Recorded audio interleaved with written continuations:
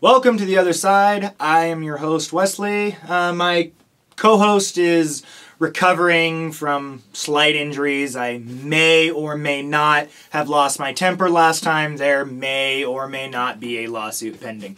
Anyway, moving right along. Today I want to talk about something I want to talk about. I want to talk about one of my favorite video games of all time, Shadow of the Colossus. Last week was gaming with our top 10, so why not continue the trend? So, without further ado, here is Shadow of the Colossus. Released in October of 2005 on the PlayStation 2, Shadow of the Colossus is in many ways an enigma of gaming. While hailed by critics, receiving 90% approval ratings or average of 8 to 9 out of 10, it is the only game of its kind, never receiving a sequel, only being loosely related to the title Ico, released years earlier by the same studio. Shadow of the Colossus focuses on a young unnamed warrior commonly referred to as Wander, and his pursuit to revive an unnamed woman. Is she his friend? Is she his lover? Is she a relative? That's never made clear. All we know is that this young man will go through anything to revive her. And by anything, I mean face some of the most amazing, well done, and unbelievably huge bosses in gaming history. What sets Shadow of Colossus apart from many of its contemporaries is there are no dungeons to crawl in this world, there are no extra enemies to fight, there are no items to gather. It is just simply one David versus Goliath boss battle after another, with our young hero, who's not much of a warrior.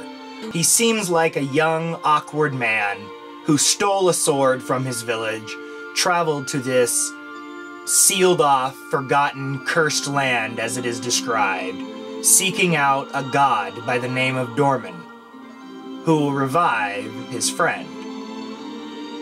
His only companion through this journey is his horse, Agro.